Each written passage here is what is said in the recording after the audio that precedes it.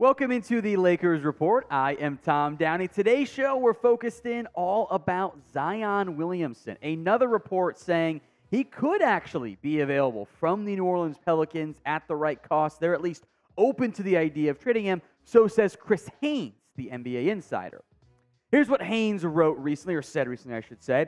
Over the last 3 to 4 months, talking to league executives around the league, it was made clear that Zion could be made available for the right situation and the right package. Not saying he was clearly available, but Zion can be had. Look, that is significant for the NBA and for a team like the Lakers and any team trying to acquire superstar-level talent. In the talent level, from what we've seen when he's been on the court for Zion, would normally be an untouchable trade option. The issue is he's missed so much time. He's due so much money. You're talking about a guy who got a significant contract. He's due $34 million this year, up to almost $45 in 27, 2028, but has not been able to consistently be healthy, consistently be out there on the court. You saw the graphic earlier of all the games he has missed over his NBA career. At his age, he's super young. The big concern there, the big negative, despite all the immense talent for a player like Zion, is can he actually stay healthy? In general, there are some exceptions, but in general, you don't get more healthy as you age. My back and neck and knees can confirm that personally, although I'm not an NBA athlete after all. So what do you guys think? We're going to go a lot more in depth here on Zion Williamson, some of the pros and cons about the Lakers potentially trying to acquire him. But what do you think? I'll give my thoughts here in a second too. Should the Lakers trade for Zion Williamson? T for trade or P for pass? It'll be today's pinned comment. So if the ad comes here on YouTube, take advantage of it. Head down there and let us know.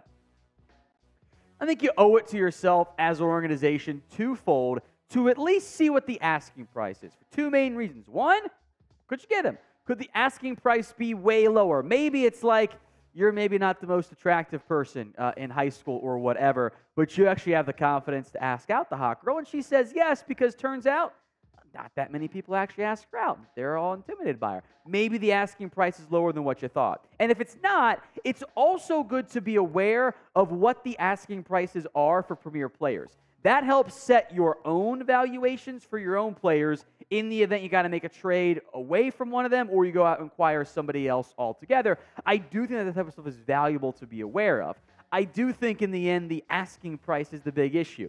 Even if Zion is available for the right package, for the right price, it's not going to be cheap.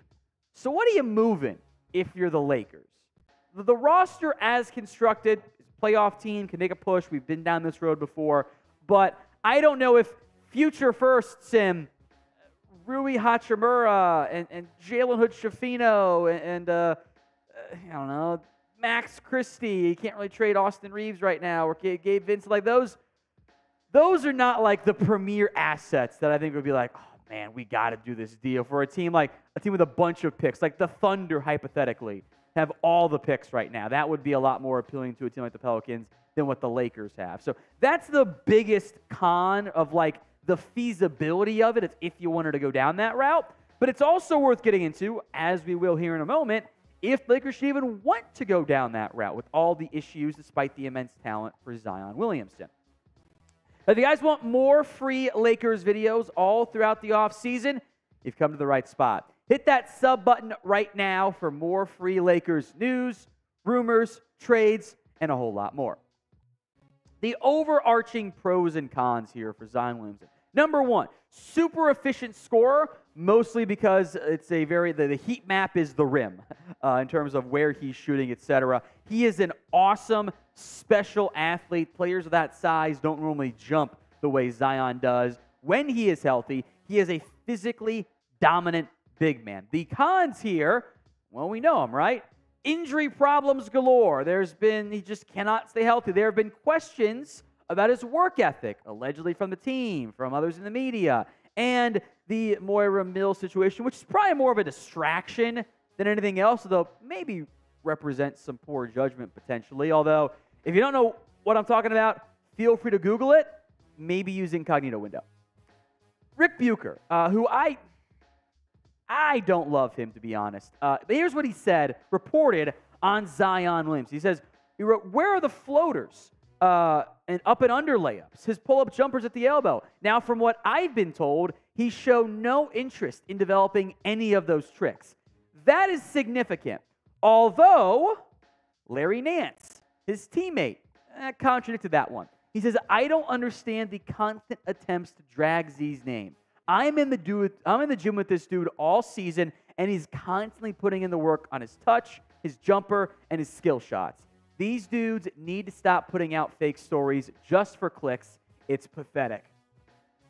Now, whether or not Zion is lazy or not, if Bucher's story was true, if Larry Nance's side was true, or somewhere in the middle, we do know what Zion Williamson is. He's a relatively known commodity. He is one of the most electrifying players in the world when healthy. He is must-watch basketball.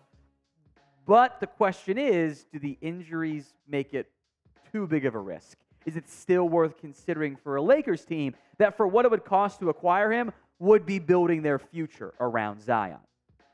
Some more thoughts from Zion in terms of what he's doing this offseason, but I want you guys to grade him 2K style, which reminds me, it's also very funny because, like, if you ever sim 2K seasons, if Zion stays healthy, the Pelicans are like a finals team, like 5 times out of 10 in my games, but I digress. Grade him as a player. 1 to 100, where do you rank Zion Williamson? Here's what the Pelicans big man himself has said about where he's at in his life, in his basketball life. It's hard, man, he says, about maturing. I'm 20, 22. Side note, he's 23 now. Kind of weird. Have all the money in the world. At least it feels like all the money in the world. It's hard. I'm at that point now because of certain things. I'm pulling back the wisdom, or putting back the wisdom around me. I don't want to say older because they're defensive, but I'm putting people around me with wisdom. Put more on game, or put me on game to certain things, and just go from there. Too long didn't listen to, or if I stumbled through it too much, Zion's trying to grow up, and that's a big deal. Remember, life is often hard for these NBA players. They are told all throughout, even dating back to grade school, high school, college, dude, you're special. You're the man. You're going to be a superstar player. And sometimes that can lead to getting a bigger ego than maybe you should, leading to some not always working hard moments, leading to some potential monetary problems. These guys are young. Remember how immature we all were when we were 19, 20, 21, 23 years old. That's why I think what LeBron has done is so impressive, being able to be mature and handle all of his stuff off the court while being anointed as basketball's savior. Zion's had similar height, maybe not quite to that extent, and it's been a bit of a more of adjustment, tricky period for him. There's also been the weight issues for Zion. He says the diet piece. I'm always able to come back each summer feeling good, looking good, but I would say it's more just locking in on flexibility, band work. I think it's those things that will be able to keep me on the court longer versus just losing a bunch of weight and coming to play and not being able to maintain it. I do think that's right. I would also say, like, hey, Zion, just be in great shape, man. You kind of got like one job to do. Be in shape. Be a great basketball player. In the end, if Zion Williamson is available on the trade market, I think the Lakers should at least try it. See what the cost is. If it's too much, that's fine. But I think in the end, the smart organizations are at least calling on every NBA player, every deal of like, hey, what's the asking price? Maybe it's just one call, but the smart teams are always looking to find ways to improve the roster, even if it's smaller moves or the bigger, splashier ones, like a Zion Williamson trade.